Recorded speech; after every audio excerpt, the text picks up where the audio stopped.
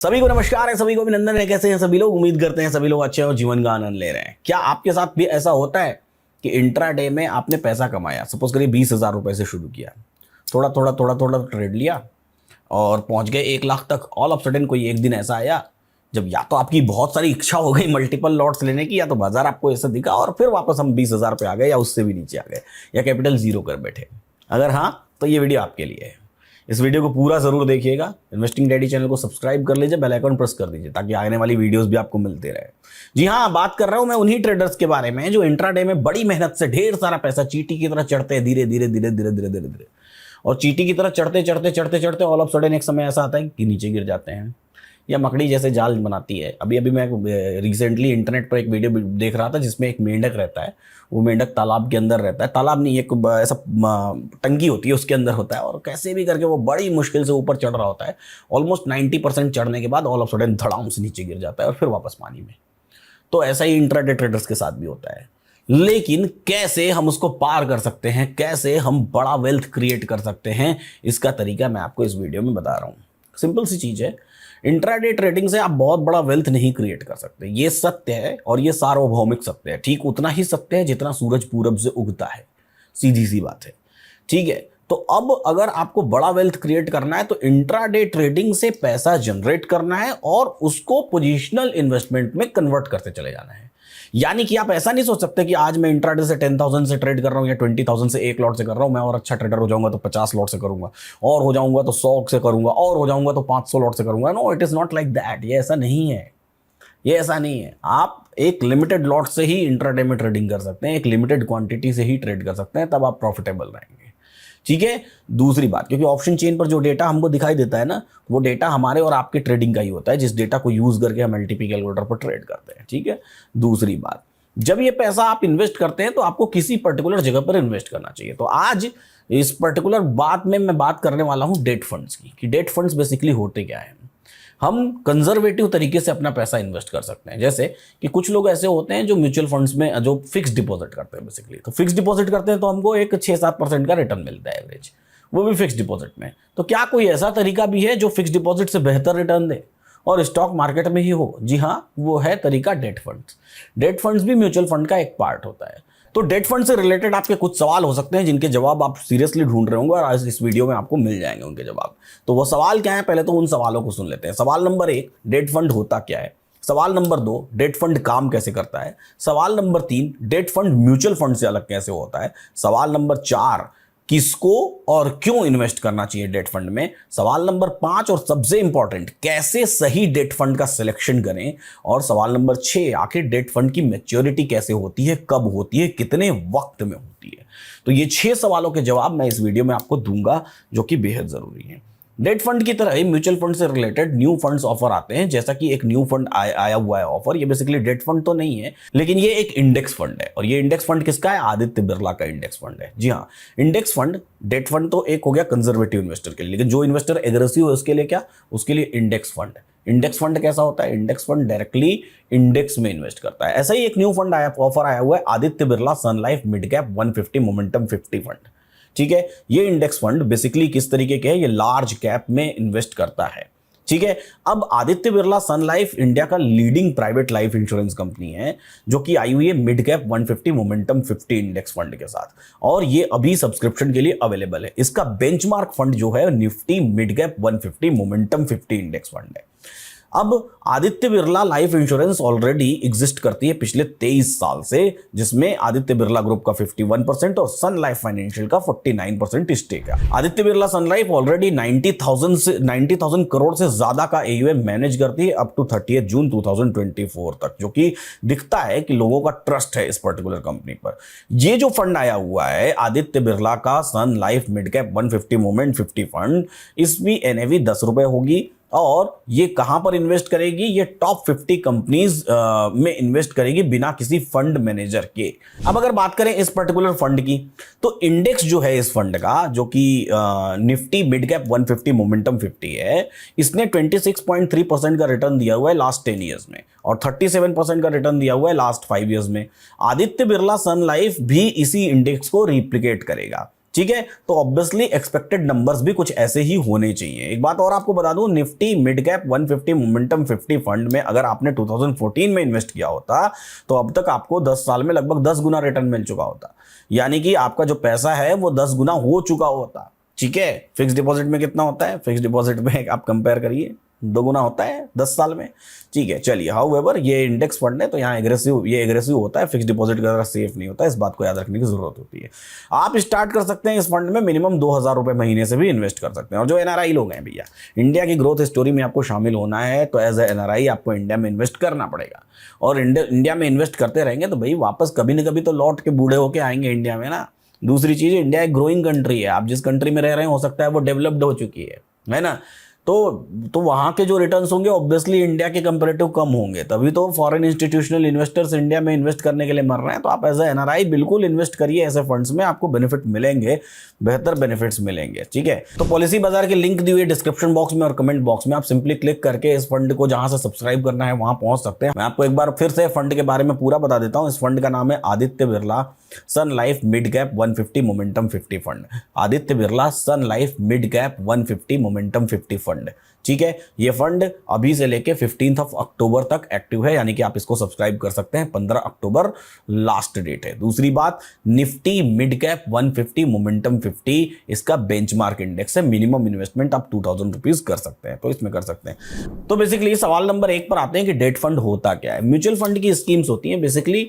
Date fund ऐसे corporate bonds होते हैं, गवर्नमेंट के बॉन्ड्स होते हैं, ऐसे कई सारे बॉन्ड्स होते हैं जहां पर गवर्नमेंट फिक्स्ड रिटर्न्स देती है या कई सारी कंपनीज फिक्स्ड रिटर्न्स देती हैं। तो म्यूचुअल फंड की कुछ स्कीम्स ऐसी होती हैं जो स्टॉक मार्केट में इन्वेस्ट नहीं करके सीधा उन्हीं पर्टिकुलर कंपनीज में डायरेक्टली इन्वेस्ट कर देते हैं और उन्हीं कंपनीज में डायरेक्टली इन्वेस्ट करके वहां से रिटर्न कमा लेते हैं। तो जो रिटर्न कमाते हैं उसमें से थोड़ा सा अपने पास परसेंटेज रख के बाकी परसेंटेज आपको दे देते हैं। ऐसे ही फंड्स को डेट फंड्स कहते हैं। ठीक है, आपको अलग अलग जगह पर ढूंढने की जरूरत नहीं है, आपका रिस्क नहीं है, रिस्क उनका है, उन कंपनीज का जो उस डेट फंड को मैनेज कर रही हैं। आपको उसमें रिस्क ऑफ द परसेंटेज होता है, रिस्क ऑफ द रिटर्न होता है कि जो रिटर्न आपको मिल रहा है, जो इंटरेस्ट रेट आपको मिल रहा है, उस इंटरेस्ट रेट से बेहतर कहीं पर इंटरेस्ट रेट मिल गया तो आपको वहां जो नुकसान हो सकता है वो सब रिस्क आपको लेने की जरूरत नहीं है। म्यूचुअल फंड कंपनीज वो सब रिस्क लेती है, म्यूचुअल फंड कंपनीज उसको मैनेज करती हैं और इस तरह के डेट फंड्स को लॉन्च करती हैं। अब बेसिकली सवाल ये उठता है कि हमको डेट फंड में क्यों इन्वेस्ट करना चाहिए।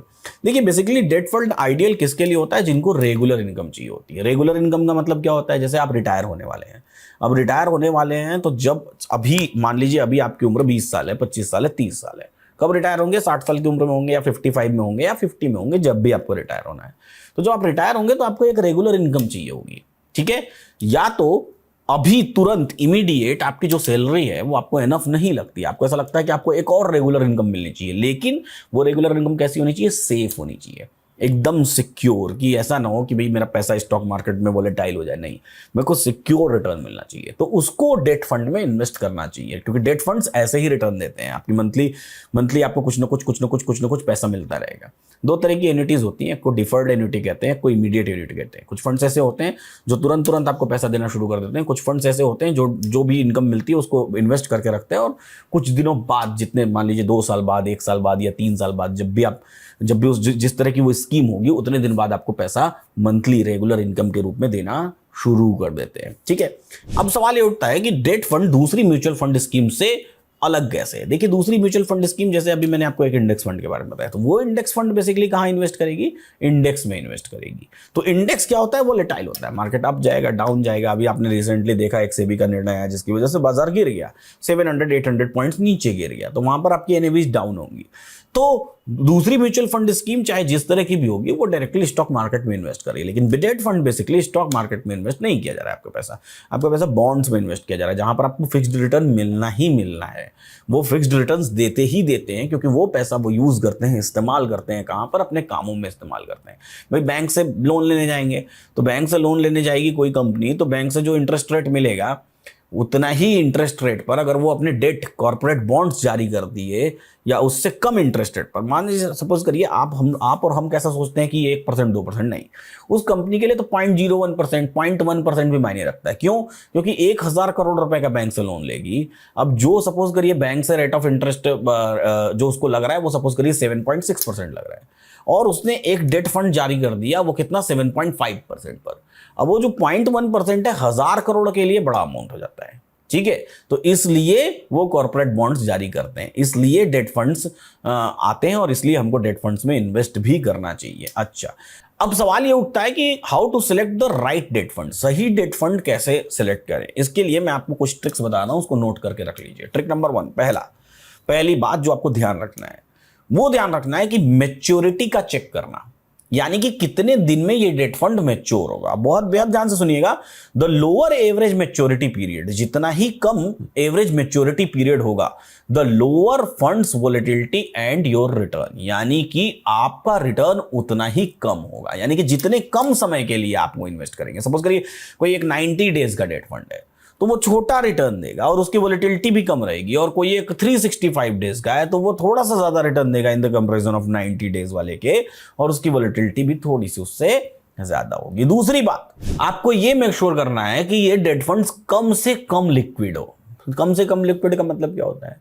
मतलब कि आप जब चाहे तब तुरंत ना बेच पाए, थोड़ा सा आपको समय लगे। क्यों? उसके पीछे रीजन है। देखिए, कोई भी कॉर्पोरेट अगर पैसा दे रहा है, ठीक है ना, तो वो उस पैसे का या तो इस्तेमाल करके भरपूर अपना काम करे, आपको बढ़िया से रिटर्न दे, या तो वो उस प्रेशर में हमेशा रहे कि नहीं, जिसका भी मैच्योरिटी हो रहा है, जो लिक्विड है उसको तुरंत तुरंत पैसा विड्रॉल भी करते रहो। तो दो तरह के प्रेशर हो सकते हैं। तो कम लिक्विड रहेगा ना, तो आपको रीजनेबल रहेगा, वो आपको अच्छा आपको रिटर्न देगा। और ज्यादा लिक्विड, एकदम ही लिक्विड डेट फंड रहेगा तो याद रखिएगा उसके रिटर्न्स एवरेज में कम रहेंगे।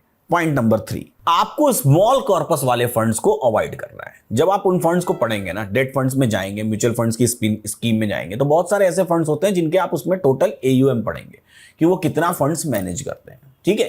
तो अब जब आप पढ़ेंगे तो आपको खुद आइडिया लगेगा कि पहले नंबर में सपोज करिए वो 8000 करोड़ का AUM है, ठीक है, दूसरे में 7000 करोड़ का है, तीसरे में सिर्फ 1000 करोड़ का है, तो आपको 1000 करोड़ वाला अवॉइड करना है। ज्यादा से ज्यादा कॉर्पस वाला फंड आपको सिलेक्ट करना है। पॉइंट नंबर 4, आपको समझना पड़ेगा इंटरेस्ट रेट की सेंसिटिविटी को। इंटरेस्ट रेट की सेंसिटिविटी डेट फंड में बेहद मायने रखती है। एक बात हमेशा याद रखिएगा, जब भी इंटरेस्ट रेट रेज होगा यानी कि बढ़ेगा, तो एग्जिस्टिंग डेट फंड्स के भाव गिरेंगे। क्यों गिरेंगे? उसके पीछे कारण है। उसके पीछे कारण यह है कि सपोज करिए आपने किसी 6% पर एक फंड खरीद रखा है, ठीक है। अब मार्केट में जो इंटरेस्ट रेट का भाव है वो बढ़ के 6.5% हो गया, तो आप भी तो सोचेंगे ना कि पुराने वाले से मैं एग्जिट हो जाऊं और नए वाले में मैं इंटर कर जाऊं। अब सपोज करिए उस 6% वाले में आपने पिछले 5 साल से इन्वेस्ट कर रखा है, ठीक है, तो आपको तो 6% का ऑलरेडी रिटर्न मिल रहा है, ठीक है, आपके पास उसमें अच्छा खासा पैसा भी है, तो आपको आप वहां पर एग्जिट लेंगे और नए फंड में इंटर करेंगे। तो एग्जिट लेते समय कभी कभी क्या होगा कि हो सकता है आप थोड़ा मोड़ा लॉस बर्दाश्त कर लें। क्यों बर्दाश्त कर लें? क्योंकि आप 6.5% वाले में इंटर करेंगे तो वहां पर आपको आधा % ज्यादा मिलना है हर साल का। अब यहां पर आप पिछले ऑलरेडी सपोज करिए 5 साल से कमा रहे हैं, तो 1 साल का थोड़ा सा पैसा गया और वहां पर आने वाले साल में थोड़ा सा पैसा वहां से भी गया, तो भी आप वो लॉस बर्दाश्त करके क्या करेंगे? इंटर कर जाएंगे। ऐसे केस में एग्जिस्टिंग डेट फंड का रेट गिरता है। और इंटरेस्ट रेट घटने के केस में आपके एग्जिस्टिंग डेट फंड का वैल्यू बढ़ता है। क्यों? क्योंकि सपोज करिए आपको 6% पर डेट फंड मिला है, ठीक है, अब इंटरेस्ट रेट गिर के 5.5% हो गया। अब नए वाले जो मिल रहे हैं वो 5.5% पर मिल रहे हैं।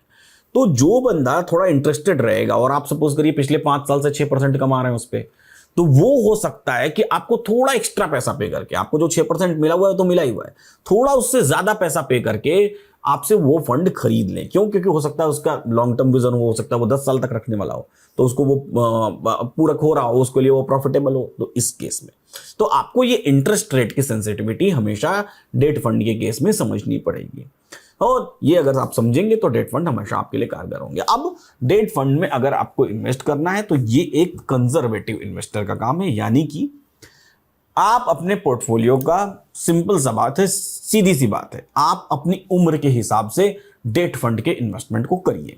जैसे कि आपका टोटल पोर्टफोलियो जो भी है, ठीक है, मान लीजिए कि आपका टोटल पोर्टफोलियो 2 लाख रुपए का है, मैं सिंपल बात 1 लाख रुपए का है, ठीक है। अब आपकी उम्र कितनी है? माना कि आपकी उम्र 20 साल है, तो 20 साल है तो इस 1 लाख रुपए में से 20,000 रुपए आपके डेट फंड में होना चाहिए, बाकी का 80,000 रुपए आप एग्रेसिव फंड्स में रखिए। अब आपकी उम्र 30 साल है तो इस 1 लाख रुपए में से 30,000 रुपए आपके डेट फंड्स में होना चाहिए।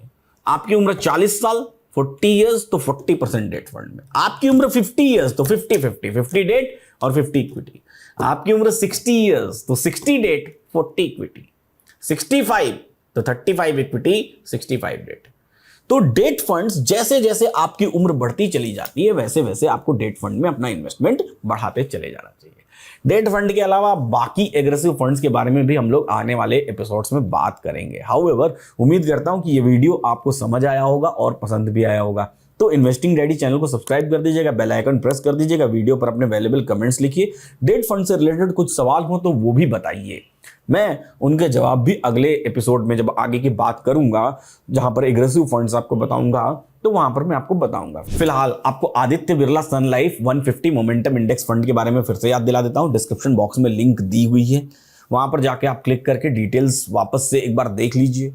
आप स्कीम से रिलेटेड डॉक्यूमेंट्स को भी पढ़ लीजिए, और आप उसमें इन्वेस्ट करना चाहते हैं तो अपने इन्वेस्टमेंट एडवाइजर की सलाह लेकर के उसमें आप इन्वेस्ट भी कर सकते हैं। मिनिमम इन्वेस्टमेंट 2000 रुपए तक का है।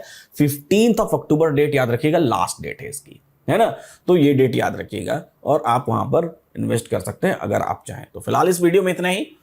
ऐसे ही सीखते रहिए, मुस्कुराते रहिए और जीवन का आनंद लेते रहिए। फिर मिलेंगे हम लोग अगली वीडियो में और आगे की बातें करेंगे।